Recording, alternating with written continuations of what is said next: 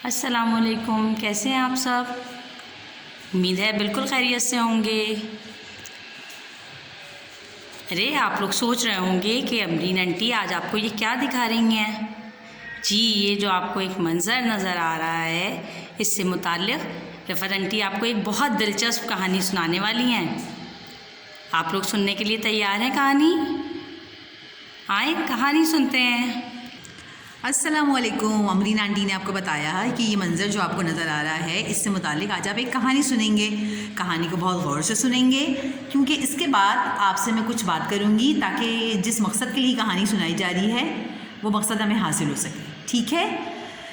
कहानी यूँ है कि टीपू और काशिफ दोनों बहुत अच्छे दोस्त थे और हम जमात भी थे। वो दोनों अक्सर स्कूल में वक्फ़ा राहत में भी साथ साथ होते थे, साथ बैठ के लंच करते, अक्सर वक्त साथ गुजारते और पढ़ाई में भी एक साथ ही होते थे। ये रोज़ाना वो घर के करीब ही मौजूद आम के एक बाग में जाते और वहाँ पे एक आम का दरख्त था जिसके आम बहुत मीठे और रसीले थे, जिसको खाकर उन्हें बहुत मज़ा आता था। खेल भी लेते थे और आम भी खा लेते थे। अब जो एक रोज़ाना जब वो नीचे गिरे हुए आम उठाकर खाते थे, कुछ आम जो नीचे गिर जाते थे वो उठाकर खा लेते थे और खेल कर वापस चले जाते थे। बाग के करीब ही चौकीदार बाबा का घर था जिसमें चौकीदार बाबा रहा करते थे। एक दिन ऐसा हुआ कि जब वो लोग खेलने के लिए बाग में आए तो उनको कोई भी आम नीचे गिरा हुआ नहीं मिला। दोनों बहुत अफसरदा हुए कि वाह, रोज़ाना तो मिल जाते थे, आज कोई आम क्यों नहीं गिरा हुआ। अब दोनों सोचने लगे कि ये दरख्त पर जो आम लगे हुए हैं उनको कैसे हासिल किया जाए। दरख्त बहुत ऊंचा था और उनके समझ में कुछ नहीं आ रहा था। वो दोनों बहुत शशोपंज में थे, लेकिन दिल भी ललचा रहा था कि किस तरह आम खाए जाएं। काशिफ ने कहा, रुको थोड़ी देर मैं कुछ सोचता हूँ। थोड़ी देर वो सोचता रहा। फिर उसने कहा, ऐसा करते हैं, दरख्त पे चढ़ जाते हैं। टीपू ने उसको मना किया, नहीं नहीं, माली बाबा अगर देख लेंगे तो बहुत डांटेंगे। उसने कहा, कुछ नहीं होता, अभी तो चौकीदार बाबा और माली बाबा दोनों यहाँ मौजूद नहीं हैं, क्यों ना हम दरख्त पर चढ़कर जल्दी से आम तोड़ लें, उन्हें पता भी नहीं चलेगा। फिर उसने सोचा कि चलो दरख्त पर चढ़ते। फिर काशिफ दरख्त पर चढ़ गया और उसने उसको कहा कि मैं तुम्हें आम तोड़ के फेंकता हूँ, तुम जल्दी जल्दी आम जमा कर लेना। अब तो टीपू का दिल धक धक करने लगा कि कहीं ऐसा ना हो कि माली बाबा आ जाएं या चौकीदार बाबा देख लें और हमें बहुत डांटें।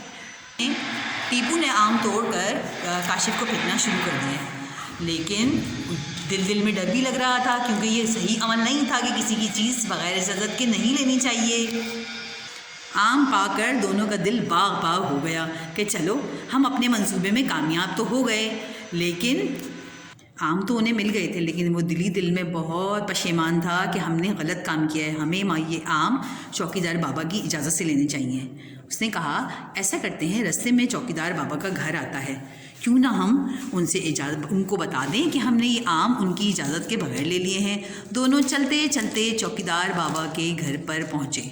चौकीदार बाबा के दरवाजे पर पहुँचे तो उन्होंने चौकीदार बाबा को आवाज़ दी और बताया कि चौकीदार बाबा, हमने आपकी इजाज़त के बगैर ये आम ले लिए हैं, आपको कोई एतराज़ तो नहीं। चौकीदार बाबा ने कहा, नहीं बेटा, मैं क्या इनामों का करूँगा, अच्छी बात है, आम पककर तैयार हो गए, अगर तुम खा लो तो मुझे बहुत खुशी होगी, लेकिन अच्छी बात यह है कि तुमने बात मुझे बता दी। किसी की भी चीज़ बग़ैर इजाज़त के इस्तेमाल करना या ले जाना बहुत बुरी बात है। मुझे तुम दोनों के इस अमल से बहुत खुशी हुई। ये सुनकर दोनों का चेहरा खिल उठा और दोनों अपने घर की तरफ रवाना हो गए। जी बच्चों, रफ़त आंटी की कहानी आपने सुनी। मुझे उम्मीद है कि आपको कहानी बहुत पसंद आई होगी, लेकिन इसमें से आपको क्या क्या सीखना था और आपको कैसे कहानी लिखनी है ये मैं अभी आपको बताती हूँ। आइए देखते हैं। जी बच्चों, तो कहानी तो आपने सुन ली। हाँ, हम आज करने वाले हैं कहानी नवीसी का काम। रफ़त आंटी ने जो आपको कहानी सुनाई है, अब आपको जो कहानी लिखनी है वो है इब्तिदा की मदद से। इब्तिदा की मदद से कहानी आपने पहले भी लिखी है ना? बिल्कुल, हमने 2 कहानियाँ इब्तिदा की मदद से पहले भी लिखी हैं, लेकिन आपको यादा के तौर पे मैं दोबारा से बता दूं कि कहानी कैसे लिखनी है। ठीक है, ये हैं कहानी के अज्जा। आप सब जानते हैं सबसे पहले क्या होती है, इब्तिदा, फिर मतन और फिर आखिर में इख्तिताम।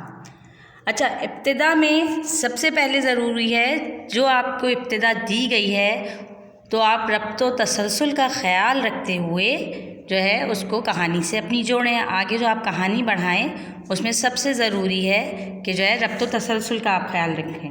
अब मतन जो होता है हमारा दूसरा हिस्सा, इब्तिदा तो मैंने आपको दी है, लेकिन मतन में आप क्या करेंगे, जब आप इब्तिदा से मतन को जोड़ेंगे तो रब्त व तसलसल का सबसे पहले ख्याल रखेंगे।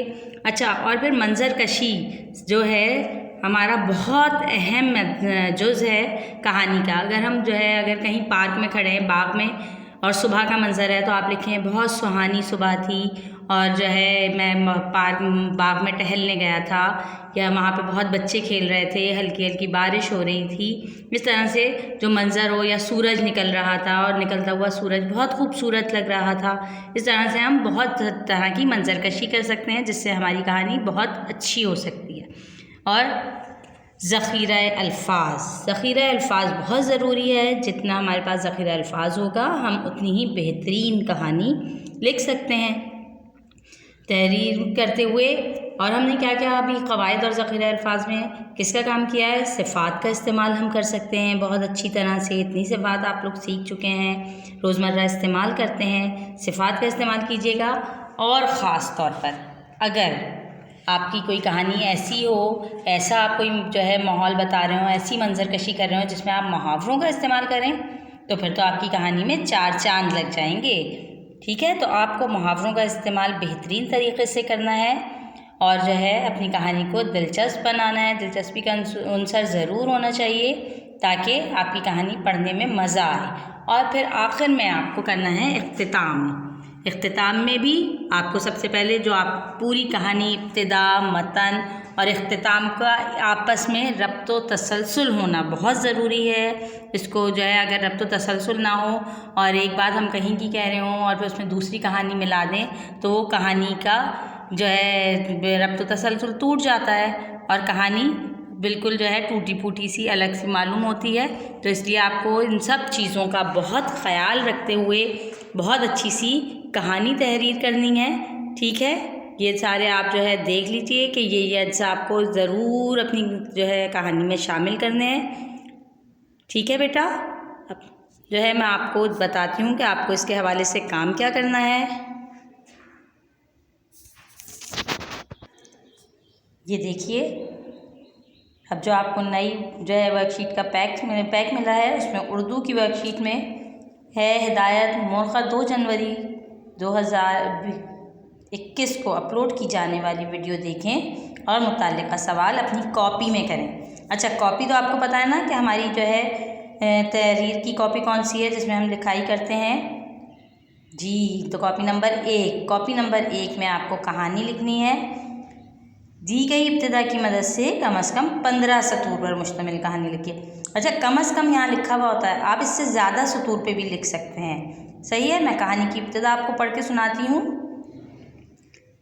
आज सुबह मैं हस्बे मामूल चहलकदमी करने निकला तो मौसम बहुत खुशगवार था। हल्की हल्की फुहार पड़ रही थी। अभी मैं थोड़ी ही दूर गया था कि मुझे ऐसा लगा कि कोई मेरे पीछे पीछे आ रहा है। मैंने मुड़कर देखा तो अब इसके आगे आपको कहानी खुद तहरीर करनी है। रब्त व तसलसल का बहुत ख्याल रखना है और बहुत अच्छी सी दिलचस्प सी एक कहानी लिखकर जो है अपनी कॉपी में रखनी है। ठीक है, आपको मुझे उम्मीद है कि बहुत अच्छी तरह से समझ में आ गया होगा कि आपने काम किस तरह मुकम्मल करना है। अपना बहुत ख्याल रखिएगा। अल्लाह हाफ़िज़।